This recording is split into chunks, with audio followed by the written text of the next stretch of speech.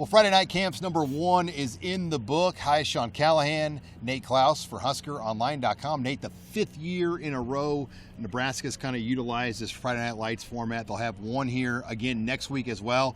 Tomorrow, Saturday, will be the pipeline camp, but once again, kind of the centerpiece of Nebraska's summer recruiting are these events. Yeah, absolutely. 5th year in a row, and I think they continue to get more and more efficient. Tonight wasn't maybe the top end talent from top to bottom that we'd kind of become accustomed to, but it's typically how it works. There's always one Friday Night Lights camp every year that has a little bit more talent than the other, and I'm expecting next week to be a little bit more prospects maybe, but this was still a really good camp, and plenty of guys with heavy Nebraska interest took part of the camp. Yeah, and one of the guys, Nate, clearly the only guy in the camp with a Nebraska offer, at least right now, was Blaise Gunnerson out of Iowa, defensive lineman. I assume he's going to be here as well for the pipeline camp, or he's here this weekend for his official visit. But Blaise Gunnerson, just your thoughts seeing him in action today? Well, I tell you what, he's a really impressive prospect. He's a guy I hadn't really been able to see work out in person. Only seen him on the sidelines for games. He missed his entire junior year, but he's a legit 6'5", 240, 245-pound player. Very explosive, tremendous rusher. I don't think there was a guy, on the offensive line that could stop him. Terrific hands, very explosive first step. So he kind of stole the show tonight, in my opinion, overall, and especially with the O-line, D-line group. Another in-state guy, Nate, I'm going to throw out there, Isaac Gifford. You've seen him in St. Louis at the Lindenwood Mega Camp a couple of weeks ago. Pretty much identical testing results with the 4.5, and was his vertical, 36, 38? Yeah, 36, 37, right in that range. Really impressive athlete. He's put together really well. I think that's the first thing you notice about him is, he doesn't have Luke's height. He's much more explosive, though. But, yeah, he's more explosive. He's very well put together, muscled up. He's 190, 195-pound prospect, runs very well. And, and he's a guy that worked out some, at corner, worked out some at linebacker, and he kind of fits in between there. But he's an explosive prospect, and he continues to get better and better in these situations. I think especially when you're working out at linebacker, you're always at kind of a disadvantage there going against a running back with a head start. But I think he's somebody that continues to impress me, and his numbers kind of speak for themselves. If he has a healthy senior season, I think he's somebody that could really add a handful of more offers to his name this fall. As we wrap up, another number of other guys jumped out. You had Jalen Russell here from Omaha Burke. You had some other higher profile in-state athletes. Miko Masner from Kearney holds some Division I offers as well.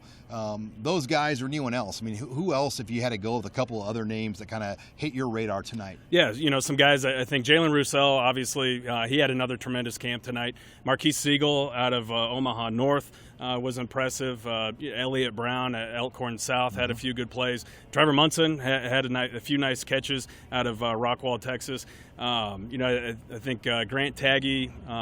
There's a handful of other guys. Tuiotti's kid. Did you get to watch him a little bit? Yep, he did well too. Tevis Tuioti did really well. So there's a handful of guys that I think are on the radar and getting attention from Nebraska, possibly as walk-ons. Another name that I'll throw out is Sam Scott.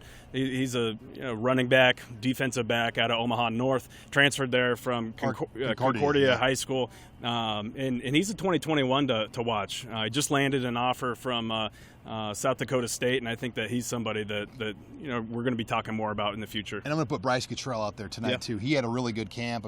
This is a kid that qualified, I believe, and stayed in the 100 and the shot put, so very explosive. Built a lot different than his two brothers. Ashland Greenwood Sr. to be, no doubt, a legacy guy to Nebraska with his dad and brother that played here.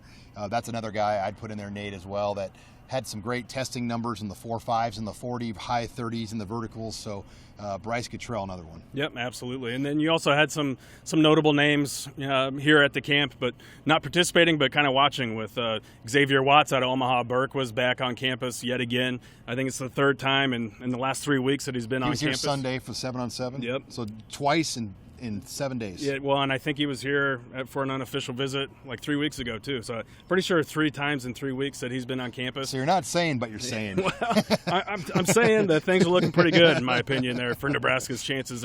It's good to have a guy like Repeat that on visits. campus so often. And here with Blaise Gunnerson, which is somebody that he's developed a really good relationship with. And then Marvin Scott, the running back out of Florida, who's here on his official visit this weekend too. So he was getting a lot of attention from the coaching staff, from Scott Frost, Ryan Held, and a lot of the players, most notably Braxton Clark, since they're both from that Orlando area. All right, well, that wraps it up here for Friday Night Lights Camp number 1. We'll have plenty of coverage as well on HuskerOnline.com as Nate and the team will have complete breakdowns of everything that happened. It will be Pipeline Camp on Saturday and then another Friday Night Lights Camp here next week. But signing off here in Memorial Stadium for Greg Peterson and Nate Klaus, I'm Sean Callahan.